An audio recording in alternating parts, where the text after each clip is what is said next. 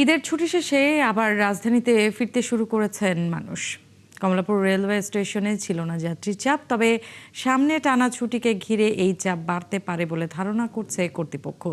একই স্বস্তির চিত্র সড়ক পথেও। যাত্রীরা বলছেন সম্ভাব্য ভিড় ও টিকিট সংকট এড়াতে আগেভাগেই ঢাকায় ফিরছেন অনেকে। জানাচ্ছেন জুলিয়া তানহা।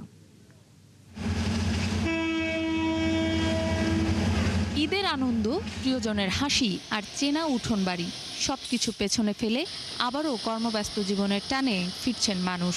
যদিও ঈদুল ফিতরের ছুটি শেষে সরকারি অফিস আদালত খুলেছে মঙ্গলবার। ফিরতি যাত্রার চতুর্থ দিনে সকাল থেকেই কমলাপুর রেলওয়ে স্টেশনে বিভিন্ন আন্তনগর ট্রেনগুলো নির্ধারিত সময়ে পৌঁছানোয় প্ল্যাটফর্মে ছিল না বাড়তি চাপ।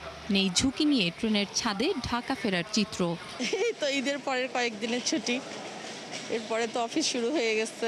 আব্বা আম্মা জীবিত নাই, শাশুড়ি আছে, এই জন্য শ্বশুর বাড়ি যে ঈদ কাটে আসলাম এবার। মানে যেমনটা ভেবেছি যে অনেক ভিড় হবে, সে তুলনায় অনেক ইজি হয়েছে আর কি। টিকিট পাইতে সমস্যা, টিকিট তো নাই।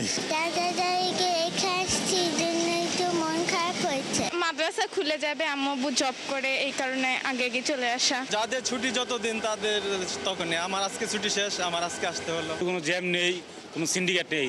একটু তো কষ্ট লাগে যে মা বাপের সাইডে আবার ঢাকা ঢুকতেছি। আর রেলওয়ে কর্তৃপক্ষ বলছে আরও 3 দিনের ছুটি থাকায় সামনের কয়েকদিনে ঢাকামুখী যাত্রীদের চাপ কয়েক গুণ বাড়তে পারে।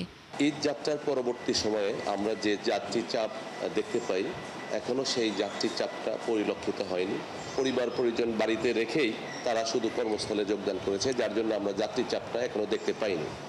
তো আমি আশা করছি যে 28-29 তারিখে যাত্রী চাপ অনেকটা বেড়ে যাবে। টিকিট সংকট ও ভিড় এড়াতে এখনো কেউ কেউ বাড়ি যাচ্ছেন। অনেকের সুযোগ থাকে গ্রামে গিয়ে ঈদ করার, তা আমরা যেহেতু ঢাকায় সুযোগ আছে ঢাকায় থেকে, তো পরবর্তীতে যাওয়ার জন্য একরকম স্যাক্রিফাইস করা। এই ঈদের ছুটি ঢাকায় ঘাটে এখন রাজশাহী যাচ্ছি।